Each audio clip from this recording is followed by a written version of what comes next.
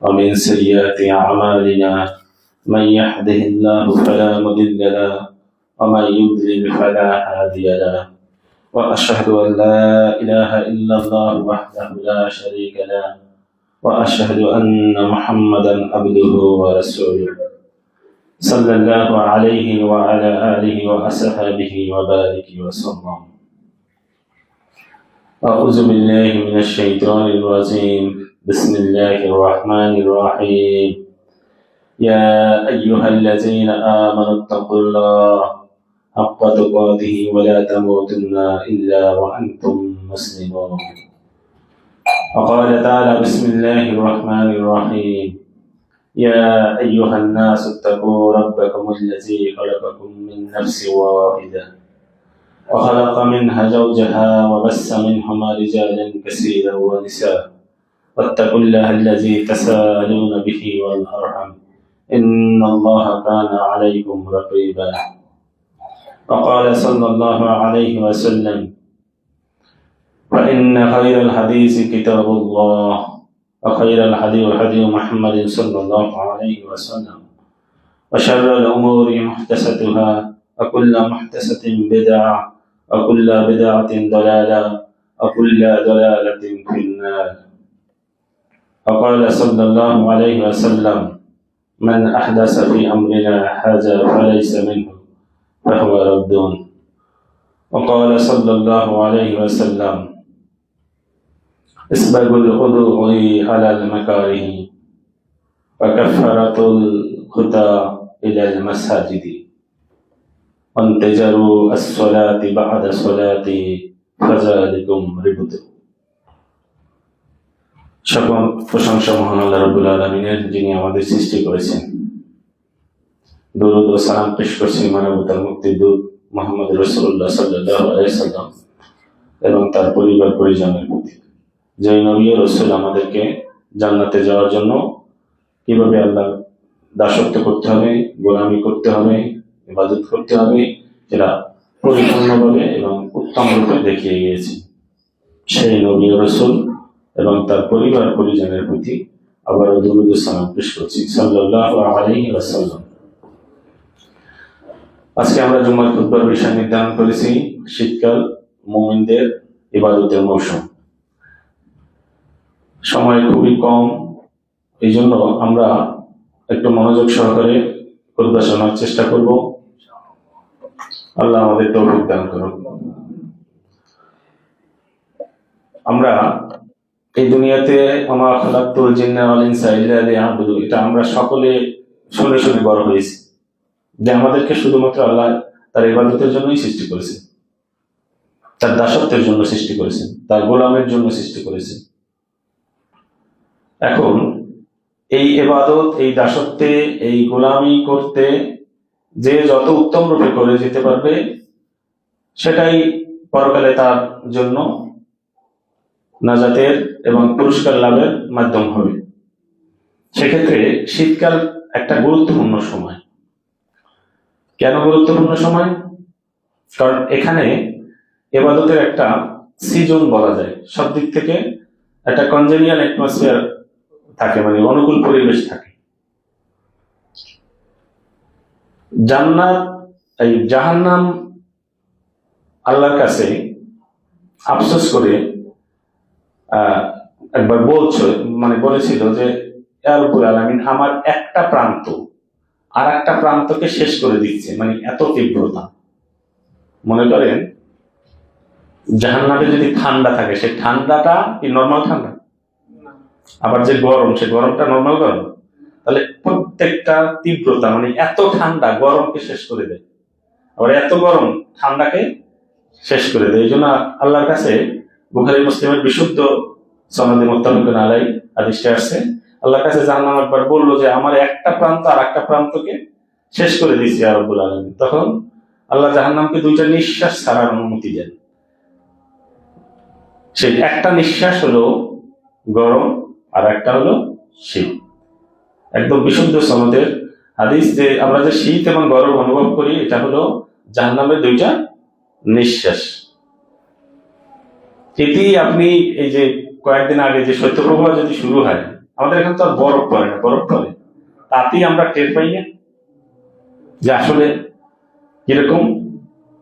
বিশেষ করে যারা ফজরের সালাত পড়ে, হাত একদম অবশ হয়ে যায় ঠান্ডায়। তাহলে এই জন্য আব্দুল ইবনে মাসউদ রাদিয়াল্লাহু তাআলা আনহু বলতেন, তারা শীতকালকে, সাহাবীরা শীতকালকে স্বাগতম জানাতেন। কেন? পিঠা খাইতে পারবে এই জন্য, খেজুর রস এই জন্য। কেন? আব্দুল ইবনে মাসউদ রাদিয়াল্লাহু তাআলা আনহু বলতেন, মারহাবান বিশিতাই, শীতকালকে স্বাগতম। কেন স্বাগতম জানাতেন? ফিহি রাহমাতু, ফিহি তানজালার রাহমাতু, এই সময় রহমত নাজিল হয়। কেন রহমত নাজিল হয়? কারণ তো আছে। আম্মা লাইলাহু, মানে এর রাতগুলো, ফাতুলুন লিল কাইমি, যারা কিয়াম করতে চায়, কাইমি মানে যারা দাঁড়িয়ে দাঁড়িয়ে সালাত করতে চায়, তাদের জন্য এই রাতগুলো অনেক বড় হয়। আপনি মন ভরে সালাত করতে পারেন।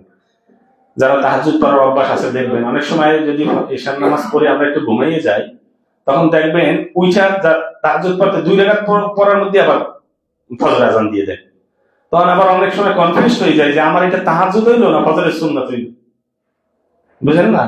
কিন্তু শীতকালে কিন্তু রাত অনেক বড় হয়। আপনি যদি আসলেই আল্লাহর ইবাদত করতে চান, তাহলে একটা ভালো সময় হলো শীতের রাত, অন্তত সালাতের জন্য, কিয়াম করার জন্য আপনি আল্লাহর সামনে ঘন্টার পর ঘন্টা দাঁড়াই থাকতে পারবেন। অন্তত আমাদের দেশেই তো প্রায় 2 থেকে 2.5 ঘন্টা শীতকালে রাত বড় হয় না। এরপরে আব্দুল ইবনে মাসউদ রাদিয়াল্লাহু তাআলা আনহু বলতেন, ওয়া আম্মা নাহারাহু, মানে এর রাতগুলো, মানে এর দিনগুলো, তাকসিরিন লিল সাইমি, যারা সিয়াম পালন করতে চায় তাদের জন্য হয় ছোট। শীতের দিনগুলো ছোট না?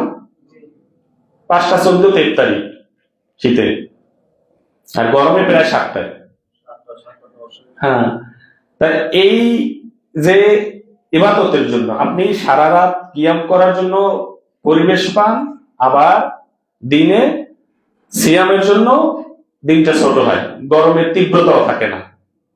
এইটু সময় লাগাই থাকা তো আর বিষয় না। এই জন্য সাহাবীদের সমস্ত মন মগজ ছিল তো আল্লাহর ইবাদতে, এই জন্য তারা শীতকালকে স্বাগতম জানাতেন। আপনি দেখেন শীতে আপনি রাতে যদি কারেন্ট না থাকে, আপনি যদি তাহাজ্জুদ পড়েন বা কিয়াম করতে চান, গরমে রাতে কারেন্ট না থাকলে, আবার যাদের এসির মধ্যে সালাত করার অভ্যাস, তারা কি বেশিক্ষণ কন্টিনিউ করতে পারবে? আর শীতে কিন্তু কিছু লাগে না, কারেন্ট না থাকলে আরো সুবিধে, অন্ধকার বানিয়ে এমনিতে অন্ধকার সুন্দরভাবে রাতে কিয়াম করা যায়। আর দিনেও আপনার সালাত করতে বা কোনো কিছুতে ফ্যান লাগবে, এসি লাগবে, সব আল্লাহ ব্যবস্থা করে দিচ্ছে। এই জন্য সাহাবীরা এই শীতকালকে তারা বরণ করে নিতেন, আর আমরাও বরণ করে নিই। পার্থক্য আছে, আমরা বরণ করে নিই যে শীতকালে বিভিন্ন অনুষ্ঠান, খাওয়া দাওয়া, এগুলাই আরাম বেশি। মানুষ দেখুন আলোচনাও করে, ইবাদতের ব্যাপারে তাদের কোনো খবরই নেই। তারা মানে পিঠা খাইতে ভালো লাগে শীতে, তারপর হলো আর কি কি করতে ভালো লাগে সেগুলা হিসাব সে করে, বুঝলেন কিনা? ওইভাবে সে সবকিছু ম্যানেজও করে রাখে আগে থেকে, যে এই শীতকালে সে খাইবে, এই সে শীতকালে করবে। কিন্তু ইবাদতের ব্যাপারে তার কোনো আগ্রহ থাকে না। হাসান আল বসরি রাহমাতুল্লাহ আলাইহি একটা কওল আছে, তিনি বলছেন, নাম জামানুল মুমিনি শিতা ইলাইলাহু, মানে শীতের রাত মুমিনদের জন্য কতই না উত্তম। তাতে তারা কি কি নিয়ে আইতে বলছে বুঝছেন? এই হাসান বসরি রাহমাতুল্লাহ আলাইহি এই যে কথাটা বললো, কি জন্য বলছে? কোনটা ইবাদতকে, মানে কতই না উত্তম, কিসের জন্য কতই না উত্তম? ইবাদতের জন্য কতই না উত্তম। এই জন্য তিরমিজি শরীফের বিশুদ্ধ সনদে একটা হাদিস আসছে, রাসূল সাল্লাল্লাহু আলাইহি ওয়াসাল্লাম বলেন, আল গানিমাতুল বারিদাতু সাওমু ফি শিতাই, মানে শীতকালের রোজা বা সিয়াম হলো গনিমতের মতো। বুঝলেন? গনিমতের মাল কি? যুদ্ধের পর যে অগণিত মাল অর্জন করা যায় না, সেই রকম আপনি চাইলে শীতকালে এরকম গনিমতের মতো রোজা বা সিয়াম পালন করে আল্লাহকে সন্তুষ্ট করতে পারেন। এজন্য রাসূল সাল্লাল্লাহু আলাইহি ওয়াসাল্লাম বলছেন, আল গানিমাতুল বারিদাতুস সাওমু ফি শিতাই, শীতকালের রোজা হলো মুমিনদের জন্য গনিমতের মতো। আমরা কি মানে ফরজ রোজার বাদ ছাড়া শীতকালে কি রোজা রাখছি? এখানে যারা উপস্থিত আছে, তো আজকের পর থেকে আগামী শীত যদি আল্লাহ যে কয়দিন শীত আছে বা আগামী শীত থেকে আমরা অন্তত চেষ্টা করবো, রাসূলের যে সুন্নাত ছিল সোমবার আর এই 2 দিন তো পারে। এবং মহিলাদের বিভিন্ন অসুস্থতার কারণে যে রোজাগুলো ভেঙে যায়, মাসিক বা বিভিন্ন অসুস্থতার কারণে, তারাও কিন্তু চাইলে শীতকালে তাদের এই রোজাগুলো কাজা করে নিতে পারে, রাখতে পারে। এই জন্য এটা ইবাদতের একটা যে অ্যাঙ্গেলই আপনি চিনতে পারেন, দিনের হিসাব করেন আর রাতের হিসাব করেন, আপনি এই ইবাদতের জন্য একটা পারফেক্ট মৌসুম কি। তাহলে এখন থেকে আমাদের চিন্তা ভাবনা কি হবে? শীতকালকে কেন্দ্র করে আমাদের প্ল্যান কি হবে? ইবাদতের প্ল্যান হবে, খাওয়া দাওয়ার প্ল্যান হবে না। ওটা তো স্বাভাবিক চলবে, কত খাইবেন জান্নাতে, বুঝেন না? আগে ইবাদতের একটু প্ল্যান করেন। আপনি এই প্ল্যানটা করছেন, মনে করেন ইবাদতের একটা প্ল্যান করছেন আগামী শীতের আগে আগে আপনি একটা মোটামুটি প্ল্যান করছেন, কিন্তু আপনার এই শীত পর্যন্ত আল্লাহ পৌঁছায় নাই, তাহলে কি আল্লাহ আপনার ওই প্ল্যান কবুল করবে না? অবশ্যই কবুল করবে। আল্লাহ শুধু ভিতরটা দেখতে চান। মানে ইসরায়েলের এক লোক 100 হত্যা করে যে তিনি জান্নাতে গেছিলেন, বুখারীর বিশুদ্ধ সনদে হাদিস, 100 হত্যা করে কোনো আমল করতে পারে না, একটা সিঙ্গেল আমল করতে পারে না, তারপরে সে জান্নাতে গেছে কেন? সে মন স্থির করছিল শুধু যে আমি তওবা করে ফিরে আসব। ওই তওবা কাছেও যেতে পারে না, শুধু নিয়ত করে রওনা দিছিল। 100 হত্যাকারীর। তাহলে বুঝেন আল্লাহ কি জিনিস, আল্লাহ কি চায় আপনার কাছ থেকে। আপনি শুধু এই যেমন আগে জানতেন না, আজকে জুমার খুতবার পর জানলেন যে শীতকাল আসলে সাহাবীরা কিভাবে কাটাবে। তাহলে আগামী রমজান আল্লাহ যদি বাঁচাই রাখে, এই শীতের যে কয়দিন আছে, আমি দিনে বেশি বেশি রোজা রাখার চেষ্টা করবো আর রাতে বেশি কিয়াম করার চেষ্টা করবো। আল্লাহ যদি আমাদের হায়াত ওই পর্যন্ত নাও দেয়, আল্লাহ আমাদের এই নিয়ত কবুল করে দেবেন। আল্লাহ যদি আমাকে জান্নাতে দেয়, পৃথিবীর পরকালের কেউ কি ঠেকাইতে পারবে? আল্লাহ তো ভিতরটা দেখবেন। আপনি ভিতরটা চেঞ্জ করেন, ফিরে আসেন, আল্লাহ আপনাকে সবকিছু পরিবর্তন করে যত পাপ ছিল সব পরিবর্তন করে সব দ্বারা ট্রান্সফার করে দেবে। সূরা তাওবার আয়াত, সূরা ফুরকানের 70 নম্বর আয়াত। কত গুরুত্বপূর্ণ কথা। সুতরাং এই শীতকাল যদি অনেকে যদি মনে করতে হয় হুজুর তাহলে এই খুতবাটা আগে দিলেন না কেন, শীতই শেষ, যে কয়দিন আছে এই কয়দিন আমরা কাজে লাগাবো। সোমবার বৃহস্পতিবার রোজা রাখার চেষ্টা করব, আর হলো রাতে কিয়াম করার চেষ্টা করব, যাদের পক্ষে আরো বেশি রোজা রাখা সম্ভব।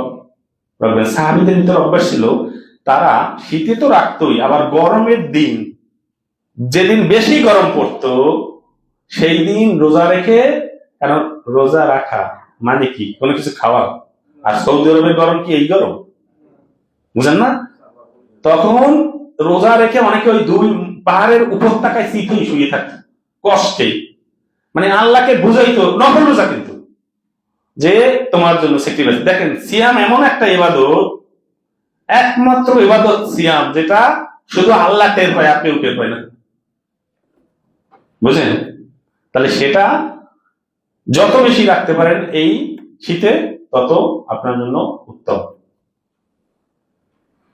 এই জন্য আপনি আল্লাহর কাছে সম্মান, মর্যাদা, পরকালে মুক্তি এর যা কিছু চান না কেন, এটার জন্য আপনাকে কি করতে হবে? আল্লাহ গোলামি করতে হবে, আল্লাহ দাসত্ব করতে হবে, বিকল্প কোনো উপায় নাই। কত কৌশলে করবে, এটা হলো বিষয়। দেখেন দুনিয়াতে আমার একজন নেতাকে, একজন বুজুর্গকে, একজন যে কোনো মানুষকে আমরা খুশি করার বিভিন্ন ধান্দা পলিসি, কোন ভাবে ফোন দিলে তিনি খুশি হবেন, কোন ভাবে গেলে দাঁড়াইলে তিনি সন্তুষ্ট হন, কি খাবারটা তিনি ভালোবাসেন, এরকম প্ল্যান করিনি। কিন্তু আমার আল্লাহকে নিয়ে আমরা এরকম কোনো প্ল্যান করছি? আমার আল্লাহ কি চায়, কোনটা করলে ভালো লাগে, আল্লাহ আমার সম্মান বাড়াবেন, আমাকে পরকালে মুক্তি দিবেন, কোনটা করলে আল্লাহ হেসে দেন। আপনি জানেন এই যে ফজরের সালাতে, এই যে উযু করার সময় ঠান্ডায় সত্ত্বেও, তীব্র ঠান্ডা সত্ত্বেও যখন বান্দা উযু করে, তখন আল্লাহ ওইটা দেখে হেসে দেন। বোঝেন কিছু আপনি? তাহলে আমরা দুনিয়ার সবকিছু বুঝি, কিন্তু আমার আল্লাহ কি চায়, কিতে আমার আল্লাহ সন্তুষ্ট, এইটা আমাদের প্ল্যানের মধ্যে থাকে না। এই জন্যই জীবন এত ছন্দছাড়া। প্ল্যান করতে হবে মানে আল্লাহ কি করলে খুশি হন। রাস্তা থেকে একটা কাঁটা যদি সরাই দেন তাহলে খুশি হয় কি? এই জন্য এটা ইবাদত। কাউকে ভালোবাসবেন আল্লাহর জন্য, কারো ঘৃণা করবেন আল্লাহর জন্য। একজন মুমিন যা কিছু করে তুমি আল্লাহর জন্যই করবে। এই জন্য ইমাম শাফি রাহমাতুল্লাহ আলাইহি তার একটা কবিতা আছে।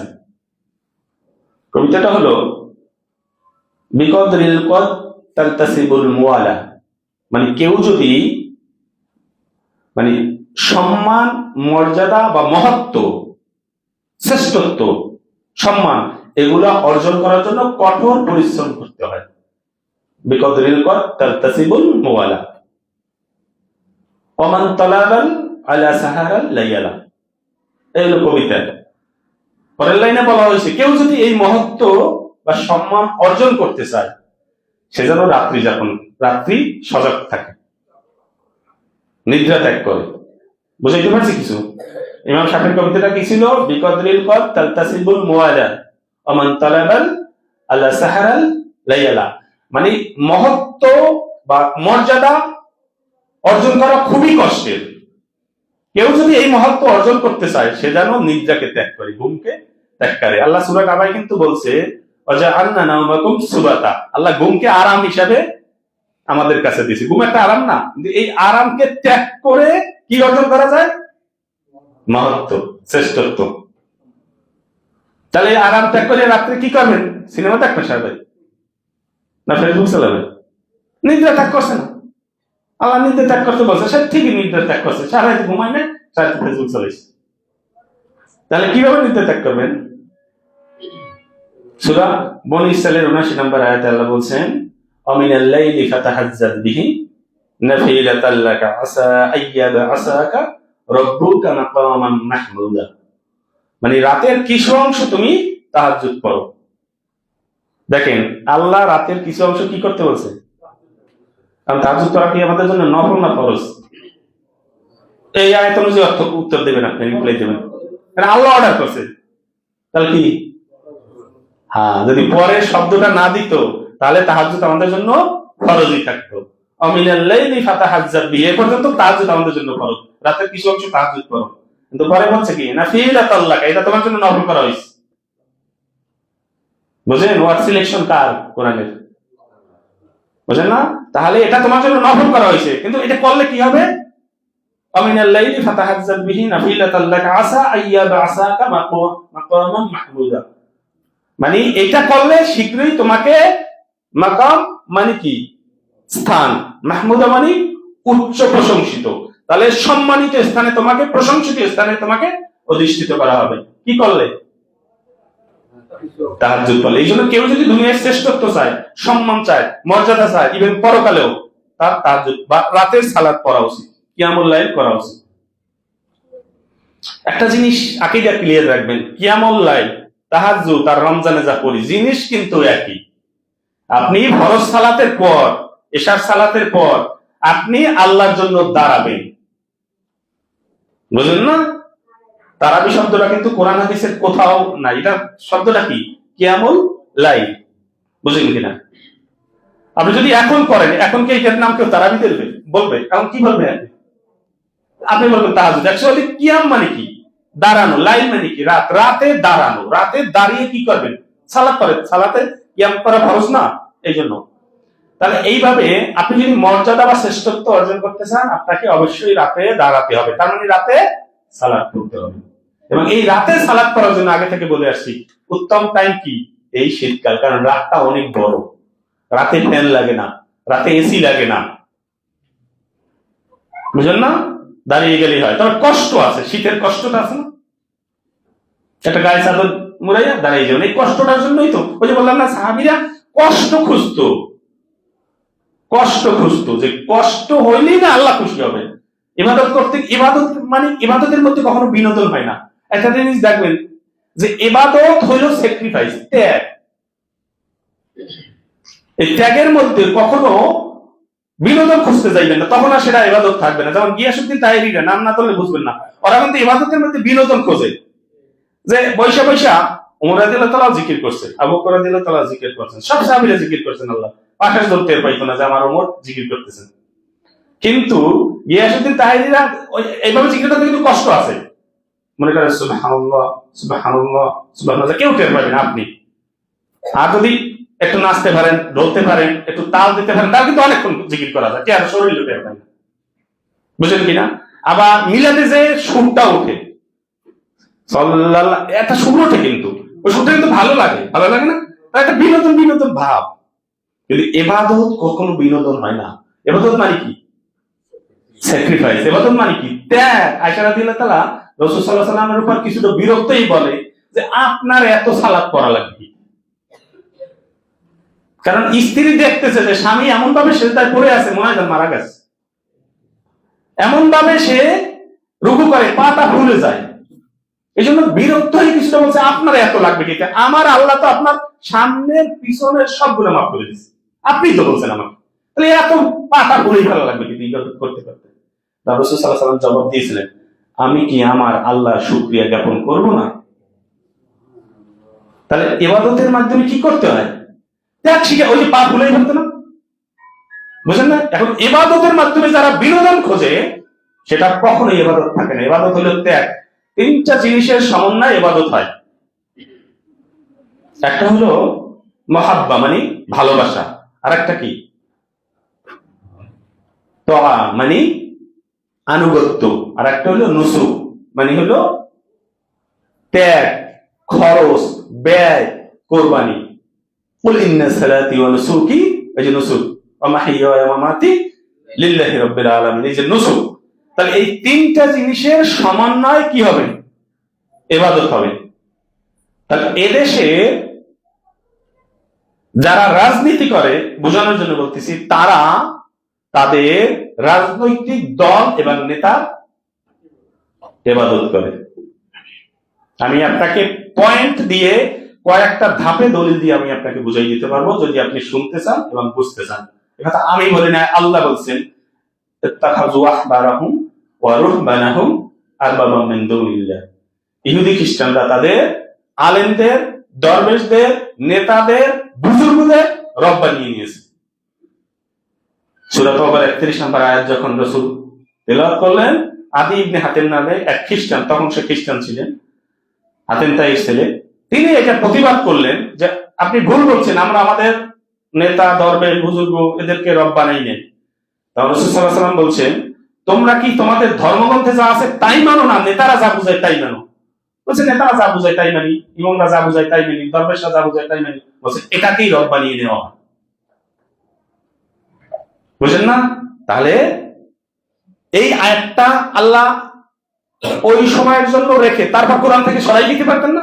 এই আয়াতটা এখনো কোরআনে আছে কিনা, তাহলে এখনো মানুষ করে কিনা, এটা আমি আপনাকে একদম চোখে আঙুল দিয়ে দেখিয়ে দিতে পারি। আমি ইসলামী দল দিয়ে বুঝাই, দেখেন না আমাদের ভিতর কত ঐক্য। যখন ঐক্য হয়, হ্যাঁ আমি আপনাকে, হ্যাঁ আমিরে মুজাহিদিন অমুক সমুক শব্দ চায়ন দিয়া খুব পাম্পট দিয়ে দিচ্ছে, ঐক্য দেশে। আমার যখন ঐক্য থেকে বেরোই গেল, বেরাও ঠিক, হ্যাঁ ঐক্য করা ঠিকই হয় না, মোনাফিকের সাথে ঐক্য হয় না। তার মানে আপনি পুরাপুরি আনুগত্য করতেছেন ওই একটা ব্যক্তি বা একটা দলের, যা বলে তাই তার পক্ষে হ্যাঁ দেন। এইটাই হলো তোয়া, আনুগত্য। আর ভালোবাসা তো আছেই। এদেশে যারা দল করে, রাজনীতি করে বা যাই করে, দেখবেন তারা কি তাদের নেতা বা দলের প্রতি ভালোবাসা আছে না? কি বলেন, চূড়ান্ত ভালোবাসা তাদের প্রতি, পারলে জীবন দিয়ে দেয়। অথচ পরিষ্কার বিশুদ্ধ সনদের হাদিসে বলা হয়েছে, মান কানা আল্লাহু ওয়া রাসূলুহু আহাব্বা ইলাইহি মিম্মা সিয়াহুমা। সর্বোচ্চ ভালোবাসাটা কার জন্য থাকতে হবে? তাওহীদবাদী লোকের সর্বোচ্চ ভালোবাসা থাকতে হবে আল্লাহ এবং তার রাসূলের জন্য। এটা তাওহীদের একটা শর্ত যে আল্লাহ এবং তার রাসূলের থেকে অন্য কোনো কিছুর প্রতি সর্বোচ্চ ভালোবাসা থাকতে পারবে না। যদি কারো থাকে তার তাওহীদ নাই। মান কানা আল্লাহু ওয়া রাসূলুহু আহাব্বা ইলাইহি মিম্মা সিয়াহুমা। তাহলে সর্বোচ্চ ভালোবাসা থাকতে হবে আল্লাহর জন্য, কিন্তু এদের সর্বোচ্চ ভালোবাসা তাদের নেতা, নেত্রী, দলের প্রতি। 2 নম্বর আসেন তো আনুগত্য। আল্লাহ বলছে ইয়া আইয়ুহাল্লাযীনা আমানু আতিউল্লাহ ওয়া আতিউর রাসূল ওয়ালা তাওয়াল্লা আনহু ওয়া আনতুম তাসমাউন। এরকম আয়াত কোরআনে একটা কত লাগবে? এটা সূরা আনফালের 20 নম্বর আয়াত। এরকম সূরা নিসার 59 আর বহু জায়গায় আছে যে আল্লাহ এবং তার রাসূলকে অনুগত করো। ফাইন তানাজ্জাতু ফি শাইইন ফারুদ্দুহু ইলাল্লাহি ওয়া রাসূল। কোন ব্যাপারে বিতর্ক হইলো কার দিকে ফিরে আসবা? আল্লাহ এবং তার রাসূলের দিকে। কিন্তু এরা আনুগত্য করে, ওই যে একটা एग्जांपल দিলাম, নেতা যেটা করে, দল যেটা করে সেইটার পক্ষে যুক্তিও দেখে না, দলিলও দেখে না, কোনো কিছু দেখে না। ওই তো বললাম সাময়িক যেটা, মানে আপনার সামনে যেটা এটা দিয়ে বুঝবেন যে ঐক্য হয়েছে তখন সে আলহামদুলিল্লাহ, আমার ঐক্য ভাঙিয়ে হচ্ছে তখন সে আলহামদুলিল্লাহ। একবারও মিলে না। কোন ভিত্তিতে? কোরআন সুন্নাহর ভিত্তিতে ঐক্য হইলো? আমার কোরআন সুন্নাহ অনুযায়ী কি ভেঙে গেল? আমার রসুলকে, আল্লাহ এবং তার রসুলকে ভালোবেসে ঐক্য হয়েছিল, আবার তাকে ভালোবেসে কি ঐক্য ভাঙলো? এখানে অন্ধভাবে আমরা একটা দল বা একটা নেতা অনুগত্য করি। তাহলে 2 নম্বর পয়েন্টে কিছু আছে না। এবার তো থেকে 3টা জিনিস লাগে, মহব্বত লাগে, দোয়া লাগে, ভালোবাসা তো আছেই, আর আনুগত্য তো এই দেখাইলাম। এরপর কি? নুসুক, ত্যাগ। নুসুক আছে না, কোরবানি আছে না তাদের জন্য? লিডার আসবে, এই জন্য 3 দিন আগে যাইবে স্থানে বসে আছে। এই সময়টা কার জন্য ত্যাগ করছে? বুঝেন না? যেখানে পায়খানা প্রসাব করার জায়গা নেই, আর কোথায় করছে? বুঝেন না ত্যাগ? আর আমার আল্লাহ প্রতিদিন তারে 5 বার ডাক দেয়। কয়বার ডাক দেয়? হাইয়া আলাস সালাহ। কে ডাক দেয়? এই ডাকটা দেয় কে? আমি দিই। কে দেয়? একবারও তার সময় হয় না মসজিদে দেখতে তাকানো। আর তার নেতা খালি আসবে, ডাকও দেয় না। কইছে তোরা এই জায়গায় 3 দিন আগে যাই বসে থাকে। এটা হলো নুসুক, এটা হলো ত্যাগ। ওই নেতার জন্য তার মহব্বত আছে চূড়ান্ত লেভেলে, ওই মহব্বত, ওই নেতার পুরো চূড়া আনুগত্য আছে।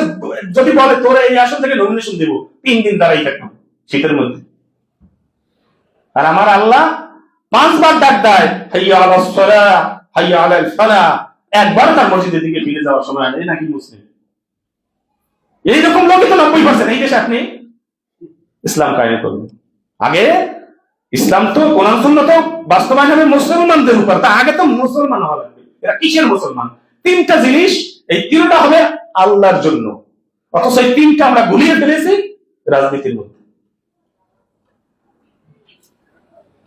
বুঝেন কিনা? সাহাবীরা এক সাহাবী আর এক সাহাবীকে ভালোবাসতো না, কলিজা দিয়ে ভালোবাসতো। বুঝেন কিনা? ত্যাগও হয়তো করতো, কিন্তু 3টা, কিন্তু কোন সাহাবী অন্ধভাবে কারো কথা মেনে নিছে? বললে রসুলের কাছে দৌড়ে গেছে, সত্যায়ন করে নিছে। বলে আমরা তো এখন রসুল পাই না, কোথা থেকে সত্যায়ন করবো? তোমার কাছে কোরআন সুন্নাহ নাই, তুমি সত্যায়ন করতে পারো না? এটাই ইমানদার। সে চেয়ে বলুন, আমি আপনার, এখন আমি কিছু বলছি না, আমার কথাটাও আপনি মসজিদ থেকে বেরোলেই উচিত মিলাই দেওয়া কোরআন থেকে। এটাই মুসলিম, এটাই মুসলমানদের বৈশিষ্ট্য। বেলাল স্যার বলছে বিয়ে করে যাচ্ছে, স্যার কি হয়েছে? আমি কোরআন সুন্নাহর সাথে মিলিয়ে দেব।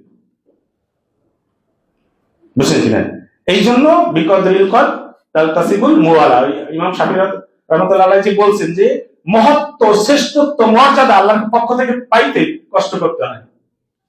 দেখো সূরা নাজমের 24 নম্বর আয়াতে আল্লাহ বলছেন আমলাল ইনসানি মা তামান্না, মানে আল্লাহ একটা প্রশ্ন করছেন, মানুষ যা চায় তাই কি আসলে মানুষ পায়? মানে প্রশ্নের মধ্যে কিন্তু উত্তর। তার মানে কি মানুষ সেটা পায়? পায় না। মানুষ যা চায় তাই কি পায়? পায় না। মানে কিছু আছে কোরআনে, এরকম কিছু আয়াত আছে যেখানে প্রশ্ন করা হয়েছে, আবার ওই প্রশ্নের মধ্যে উত্তর। যেমন কুল হাল ইয়াস্তাবিল্লাযিনা ইয়ালামুন ওয়াল্লাযিনা লা ইয়ালামুন। আল্লাহ বলেন যারা জানে আর যারা জানে না তারা কি সমান? তার মানে কি তারা সমান? ওই প্রশ্নের মধ্যে উত্তর। এরকম আমলাল ইনসানি মা তামান্না, যারা জানে আর যারা জানে না তারা কখনো সমান হতে পারে? আমলাল ইনসানি মানে যারা, মানুষ যা চায় তা কি মানুষ পায়? আমলাল ইনসানি মা তামান্না, আমরা কি যা চাই তাই পাই? তার মানে পাই না। তার মানে পাওয়ার জন্য কি করা লাগবে আমার? তাহলে দেখেন ওই সূরারই আবার 39 নম্বর আয়াতে আল্লাহ উত্তর দিয়ে দিয়েছে। এই প্রশ্নের উত্তর ওইখানেই দেওয়া আছে, ওয়ালাইসা লিল ইনসানি ইল্লা মা সাআ। মানুষ তাই পায় যা সে কষ্ট করে, যা সে পরিশ্রম করে, যা সে চেষ্টা করে। বুঝলেন? তার আপনি যদি ওমান তালাবাল আলা সাহারাল লাইলা, রাত্রে যাপন করেন, নিদ্রাকে ত্যাগ করেন, তাহলে আপনি সম্মান অর্জন করতে পারবেন আল্লাহর পক্ষ থেকে, দুনিয়া এবং পরকালে। আল্লাহুম্মা ইন্নী আসআলুকাল আফিয়া। আব্দুল্লাহ ইবনে আব্বাস রাদিয়াল্লাহু তাআলা আনহু রাসূল সাল্লাল্লাহু আলাইহি ওয়াসাল্লামের কাছে এসে বলেন, আল্লাহ রাসূল আপনি এমন একটা দোয়া আমাকে শিখিয়ে দেন যাতে আমার দুনিয়া আখিরাতে সব একটার মধ্যে হয়। বুঝলেন? কে আসে? আব্দুল্লাহ ইবনে আব্বাস রাদিয়াল্লাহু তাআলা আনহু কার কাছে আছে? মুহাম্মদ সাল্লাল্লাহু আলাইহি ওয়াসাল্লামের কাছে, যে এমন একটা দোয়া শিখাইতেন যাতে দুনিয়া আখিরাতে সবকিছু আমি পাই। তখন এই দোয়াটা শিখাইতেন, আপনি পড়বেন আল্লাহুম্মা ইন্নী আসআলুকাল আফিয়া। আপনারা এই দোয়াটা পড়া, ছোট ছোট দোয়া, কিন্তু আমি এটা সিজদায় করি, বুঝলেন কিনা? তাহলে এই জন্য যে রব্বানা আতিনা ফিদ দুনিয়া হাসানাতাও ওয়া ফিল আখিরাতি হাসানাতাও ওয়া কিনা আযাবান, এই দোয়া একদম প্রায় সমর্থক দোয়া, কিন্তু ওটা তো আয়াত, ওটা তো আপনি সিজদায় করতে পারবেন না। সিজদায় কিন্তু কোরআনের আয়াত পড়া যায় না, কিন্তু এই দোয়াগুলো কিন্তু সিজদায় করতে পারেন। আল্লাহুম্মা ইন্নী আসআলুকাল আফিয়া, দুনিয়া আখিরাতে সবকিছু আপনি কার কাছে চাইলেন? আল্লাহর কাছে চাইলেন। তাহলে এইভাবে কোনো কিছু পাইতে হলে কষ্ট করতে হবে। যেমন দেখেন সূরা বালাদে আল্লাহ বলছেন লাকাদ খালাকনাল ইনসানা ফি কাবাদ, আমাদের যদি একটু কষ্ট হয় দুনিয়ার জীবনে, একটু অভাবে করি, একটু অনটনে করি, একটু খেয়াল করেন আলোচনা, তখন দেখবেন বুড়ো কুচকাইয়ে যায়, মেজাজ গরম হয়, কিছুটা বিরক্ত হয়। আল্লাহ কি বলছেন খেয়াল করছেন? লাকাদ খালাকনাল ইনসানা ফি কাবাদ, মানে কি? আমি মানুষকে সৃষ্টি করেছি কষ্ট এবং পরিশ্রম করার জন্যই। বোঝেন কিছু? এই আয়াত আপনার হৃদয় শান্ত হয়ে যাওয়ার কথা। যারা কষ্টে আছেন, দুনিয়ার বিভিন্ন ঝামেলা আছেন, দুনিয়ার জায়গা শান্তির জায়গা না। শান্তির জায়গা এখানে হলো কামাইয়ের জায়গা। আপনি মনে করেন সৌদি আরব গেছেন, সৌদি আরব যাইয়া কি ওইখানে বিলাসিতা করতে গেছেন? অনেকে দেখবেন এই অঞ্চলে ফরিদপুর ধান কাটতে যায়, যারা গরিব, তারা কি ফরিদপুর যাইয়া মানে বিলাসিতা যাপন করবে? কি কষ্ট স্বীকার করে কোন রকম আইসা বাড়িতে এসে একটু শান্তি করবে। পরীক্ষা হলে 3 ঘন্টা যে ছেলে যায় ওখানে ঘুমাইতে যায়, বালিশ নিয়ে যায়, যে এখানে একটু ও যত দ্রুত পারে পরীক্ষা শেষ করে বাসায় এসে আবার আরাম করবে। তাহলে দুনিয়াটা আমাদের কষ্টের জায়গা, এখান থেকে অর্জনের জায়গা। এইখান থেকে যা অর্জন করবো সেটাই আমার পরকালে কাজে লাগবে। তাহলে এখান থেকে যদি এই শীতের রাত্রে আমি কষ্ট স্বীকার করে উজু করি, শীত উপেক্ষা করে আমি সালাতে দাঁড়াই, তাহলে এই যে লাকাদ খালাকনাল ইনসানা ফি কাবাদ, এই কষ্টটাই আমার পরকালের জন্য কাজে লাগবে। আমি কষ্টকে মেনে নেব সাদরে। হ্যাঁ, আল্লাহ তো আমাকে কষ্ট করার জন্যই আসছে, কষ্টের পর আবার শান্তি হবে, সূরা ইনশিরাহ বলা আছে না? আমার ওই শান্তিটুকু আমি আল্লাহর ইবাদতে ব্যয় করব, বুঝলেন না? কাআন্নাহুম ইয়াওমা ইয়ারাউনাহা লাম ইয়ালবাসু ইল্লা আশিয়াতান আও দুহাহা, সূরা নাজিয়াতের শেষ আয়াত। যে এই যে মনে হয় যেন কত বছর কতদিন তার কষ্ট করবো, দুনিয়ার পুরো জীবনটাকে কিয়ামতের মাঠে মনে হবে একটা সন্ধ্যার মতো। সূরা নাজিয়াতের শেষ আয়াতে বলা হয়েছে যে একটা দুপুর বা একটা সন্ধ্যা হয়তো বা দুনিয়ায় ছিলাম। তো তাতেই আপনাকে বলা হয়েছে আপনি কষ্ট করবেন, আপনাকে কষ্ট করার জন্যই বানানো হয়েছে, আপনার শান্তি তো জান্নাতে। কিন্তু আমাদের একটু শীতে উঠে ফজর মসজিদে যাইতে মন চায় না, উযু করতে মন চায় না। এই জন্য রাসূল সাল্লাল্লাহু আলাইহি ওয়াসাল্লাম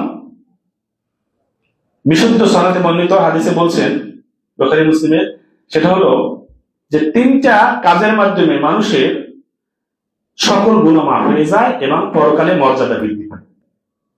সাহাবীদেরকে বলছেন তোমরা কি জানো যে 3টা কাজ করলে আল্লাহ তোমাদের সব গুনাহ মাফ করে দিবে এবং পরকালে তোমার মর্যাদা বৃদ্ধি করে দিবেন। সাহাবীরা স্বাভাবিকভাবে যে উত্তর আল্লাহু ওয়া রাসূলুহু আলামু, আল্লাহ এবং তার রাসূল ভালো জানেন। তখন রাসূল সাল্লাল্লাহু আলাইহি ওয়াসাল্লাম বলেন ইবদাউল উদুই আলাল মাকারিহি, মানে কষ্ট সত্ত্বেও যিনি পরিপূর্ণভাবে উযু করে বা পবিত্রতা অর্জন করে। শীতে উযু করতে খুব শান্তি না? আচ্ছা, মজা লাগে না? মানে মাঝে মাঝে মনে হয় যে না আরেকটু পানি দিলে এই আঙুলটা দিয়ে কাজ হবে, এরকম মনে হয় না? তারপরও কি আমরা উযু থামিয়ে দিই যে হচ্ছে আল্লাহ কেন এক হাত দুই আর হাত কি শুকনো রাখি, করে কিনা? তাহলে এটাই রাসূল সাল্লাল্লাহু আলাইহি ওয়াসাল্লাম বলেন ইসবাগুল উদুই আলাল মাকারিহি, তারা এই কষ্ট স্বীকার করেও পবিত্রতা অর্জন করে। এটা হলো 1 নাম্বার। 3টা কাজ বলছিলাম। 2 নাম্বার কাজ হলো কাফফারাতুল খুতা ইলাল মাসাজিদ, এবং এই পবিত্র অর্জন করার পর সে পায়ে হেঁটে মসজিদের দিকে যায়। 4টা গেল। এরপর 3 নাম্বার কাজ হলো ওয়ান্তিজারু as-সালাতি বা'দা সালাতি ফাযালিকুম রিবতু, এবং এক সালাত শেষ হওয়ার পর আরেক সালাতের জন্য সে অধীর আগ্রহে বসে থাকে। বুঝলেন? এই 3টা কাজ যার মধ্যে আছে আল্লাহ তার দুনিয়ার সব গুনাহ ক্ষমা করে দেবেন এবং পরকাল তার মর্যাদা বৃদ্ধি করে দেবেন। এটা কে বলছে? মুহাম্মদ সাল্লাল্লাহু আলাইহি ওয়াসাল্লাম। এখন আমাদের সাথে মিলানোর বিষয় যে আমরা এটা আছে কিনা, এটাকে অ্যাকচুয়ালি কোন সালাদকে মিন করছে বুঝলেন আপনি? যেমন উজুটা বেশি কষ্ট হয় কিন্তু ফজরে,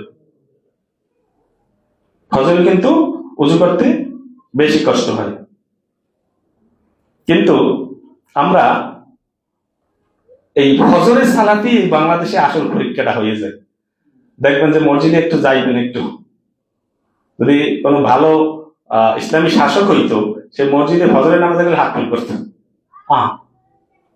এই দেশ কি কোন দেশ আইলাম ভাই, আমি উগান্ডা আইলাম নাকি? মানে পুরা বড় বড় মসজিদ বরিশালের, এখানে কি অবস্থা জানি না, এক কাতার লোক হয় না। অথচ এই দেশে আমরা পরিচয় দিই 90% মুসলিম।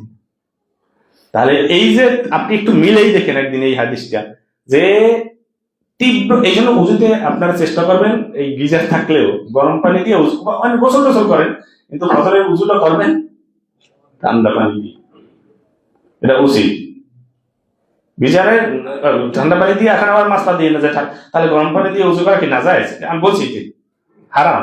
মানে এটা হলো আপনার ইবাদত। ওই যে বললাম সাহাবীরা নফল রোজা রাখতো গরম দেখে, যদি আমার আল্লাহ খুশি হয় যে আমি না খাই আছি কার জন্য, বুঝলেন না? তাহলে এই জন্য ফজরের সালাত ঠান্ডা পানি দিয়ে কষ্ট স্বীকার করেও করবেন এই শীতে। শীত গরমে আপনি চাইলেও পানি ঠান্ডা বানাইতে পারবেন, ওই যে আল্লাহ হেসে দিবেন, এবারে এই হাদিসের বাস্তবায়ন হইবে। তারপর আপনি পায়ে হেঁটে একটু বাইরে মসজিদে যান, মাঝে মাঝে একটু দূরের মসজিদে যাইবেন আগে বের হয়ে। সৌদি আরবে কিন্তু যারা একদম একদম অরিজিনাল তাওহীদবাদী মানুষ ম্যাক্সিমাম তো আপনি সৌদি আরবেই পাবেন। অনেকে বিতর্ক করে পৃথিবীতে এত রাষ্ট্র আচ্ছা, সৌদি কি সৌদি আরব পড়ে না?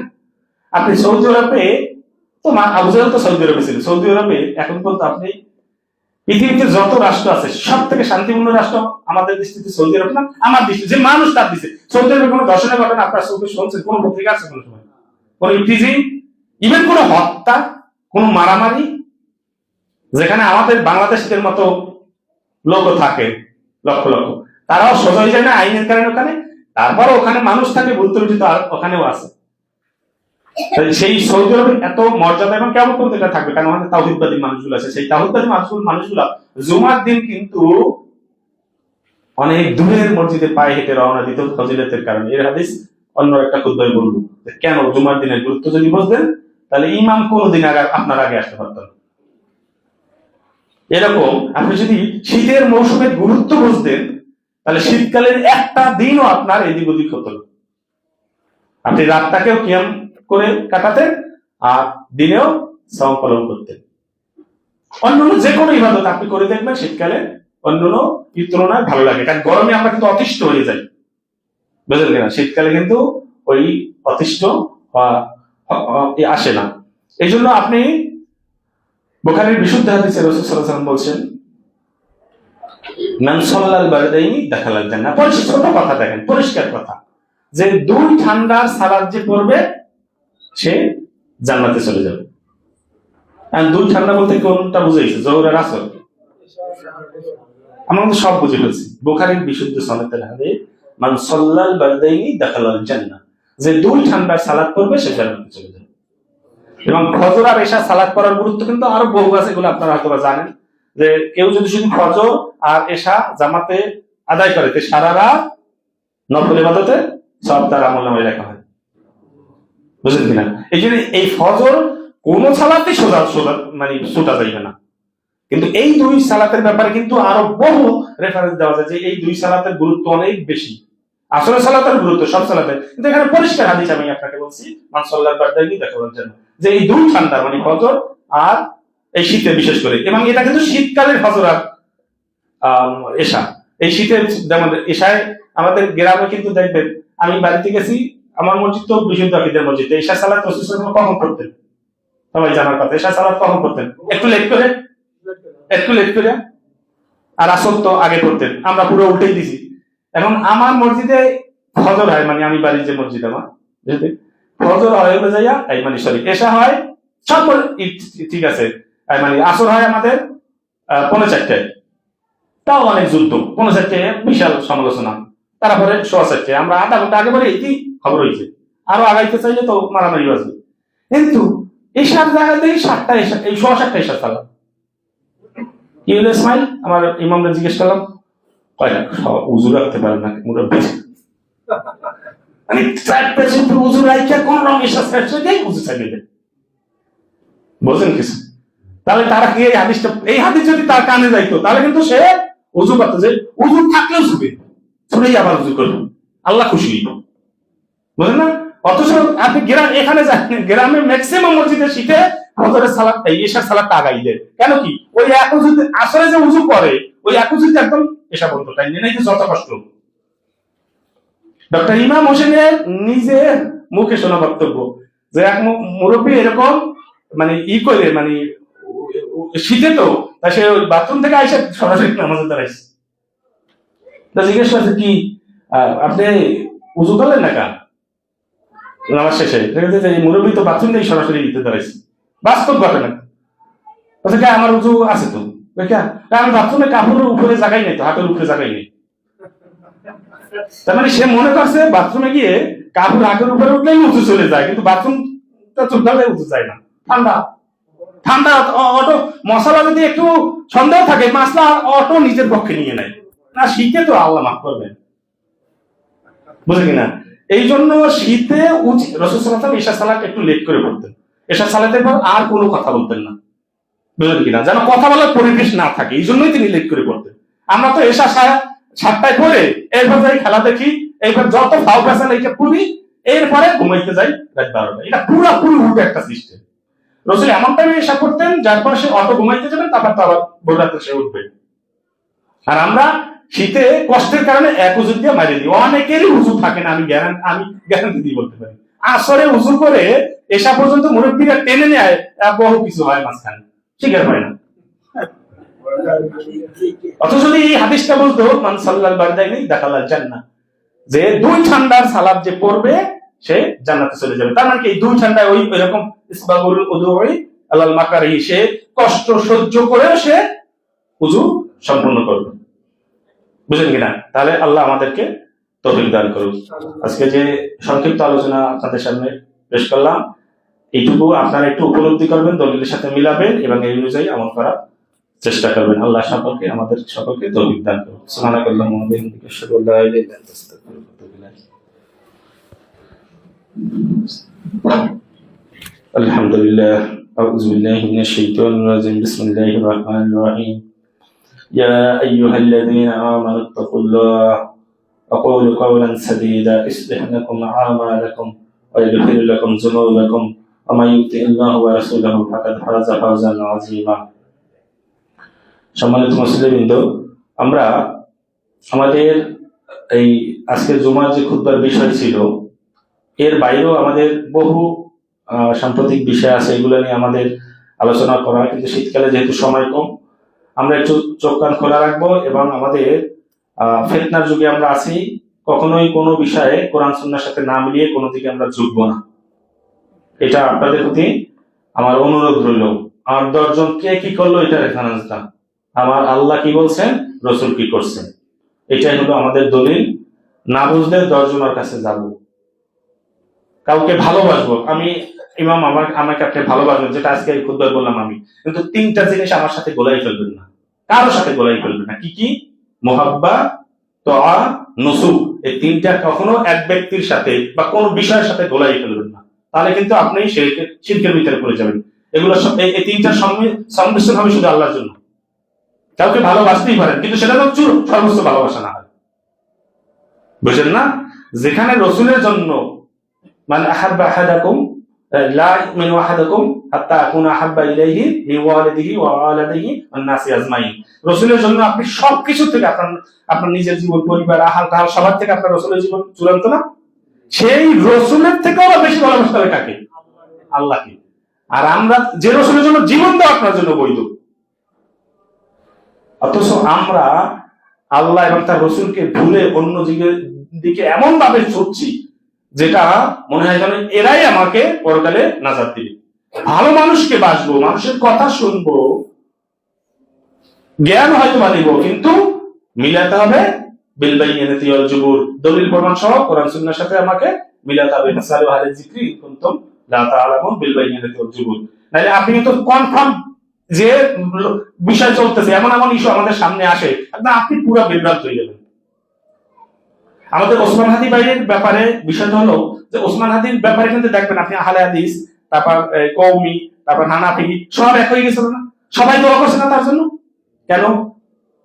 কেন? কারণটা হলো তিনি একজন মুখপাত্র হয়ে গেছিলেন। কি মুখপাত্র? যে কথাটা আপনি বলতে চান, আমি বলতে চাই, সবার কথাটা ও একা বলে দিচ্ছে। ব্যাপারটা এরকম ছিল না? তাহলে এরকম আমরা এবং এর প্রতি এত ভালোবাসা তার চেহারার জন্য, তার এই জন্য তার আল্লাহ এবং তার রাসূলের প্রতি তার একটা স্পেশাল দরদ আছে, মানুষ এগুলো বোঝে। তিনি বিভিন্ন কৌশল অবলম্বন করতেন, কিন্তু মনের ভিতরে ছিল আল্লাহ এবং তার রাসূলের ভালোবাসা। সেটা পরিবেশ পরিস্থিতির কারণে ওইভাবে প্রকাশ করতে পারতেন না। এজন্য আমার আল্লাহ এবং কাউকে ভয় করা যাবে না। সত্য বলতে আপনি দেখেন আব্দুর রাজ্জাক বিন ইউসুফ, তিনি কি কাউকে ভয় করে কথা বলেন? বুঝলেন না? এরকম বিশুদ্ধ আকীদার আলেম যারা, তারা দেখবেন কোরআন সুন্নাহ যেটা আছে ওইটাই বলেন, ওইটাই বলা উচিত। এখানে কে কি মনে করছে ওইটা আমাদের বিষয় না। তবে এই জন্য আপনাদেরকে পড়াশোনা করতে হবে এবং এই জ্ঞান অর্জনের মধ্যে থাকতে হবে। গুরু মারফত জ্ঞান অর্জনের অন্যতম একটা মাধ্যম। আল্লাহ আমাদেরকে তৌফিক দান করুন। আল্লাহুম্মা আইজ্জাল ইসলাম ওয়াল মুসলিমিন ওয়াজিল আশ-শিরক ওয়াল মুশরিকিন। রব্বানা আতিনা ফিদ দুনিয়া হাসানাতাও ওয়া ফিল আখিরাতি হাসানাতাও ওয়া কিনা আযাবান নার। ربنا ظلمنا أنفسنا وإن لم تغفر لنا وترحمنا لنكونن من الخاسرين. لا إله إلا أنت سبحانك إني كنت من الظالمين. رب إني لما أنزلت إلي من خير فقير. ربنا هب لنا من أزواجنا وذرياتنا قرة أعين واجعلنا للمتقين إماما. رب هب لي من الصالحين. رب هب لي من الصالحين. رب هب لي من الصالحين. اللهم إني أعوذ بك من عذاب جهنم ومن عذاب القبر ومن فتنة المحيا والممات ومن شر فتنة الماسي الدجال. اللهم رب ارحمهما كما ربياني صغيرا. ربنا اغفر لي ولوالدي وللمؤمنين يوم يقوم الحساب. اللهم اغفر لي ولوالدي والمسلمين والمسلمات والمؤمنين والمؤمنات الأحياء منهم والأموات. ইয়া রাব্বুল আলামিন, আল্লাহ আপনি আমাদেরকে ক্ষমা করে দিন। আমাদের আত্মীয়-স্বজন, পাড়া প্রতিবেশী যারা দুনিয়ায় বেঁচে আছে সকলকে ক্ষমা করে দিন। যারা দুনিয়া থেকে আপনার কাছে চলে গেছে সকলকে আপনি ক্ষমা করে জান্নাতুল ফেরদাউস দান করুন। ইয়া রাব্বুল আলামিন, আমাদের দেশের প্রতি আপনি খাস রহমত নাযিল করুন। ইয়া রাব্বুল আলামিন, ফিলিস্তিনের অসহায় ভাই বোন এই শীতে কষ্ট করতেছে, তারা জুলুমের শিকার, তাদের প্রতি আপনার খাস রহমত নাযিল করুন। বিশ্বের যেখানে মুমিন মুসলমান ভাইরা অসহায় আছে সকলের প্রতি আপনার খাস রহমত নাযিল করুন। বাংলাদেশের মানুষদেরকে আপনি প্রকৃত মুসলমান হওয়ার তৌফিক দান করুন। তাদেরকে তাওহীদ বোঝার তৌফিক দান করুন। তাদেরকে সুন্নাহ বোঝার তৌফিক দান করুন। আমাদেরকে তাওহীদ বোঝার তৌফিক দান করুন। সুন্নাহ বোঝার তৌফিক দান করুন। ربنا آتنا في الدنيا حسنة وفي الآخرة حسنة وقنا عذاب النار. اذكروني أذكركم واشكروا لي ولا تكفرون. দাঁড়ান, দাঁড়িয়ে কথা সোজা করেন।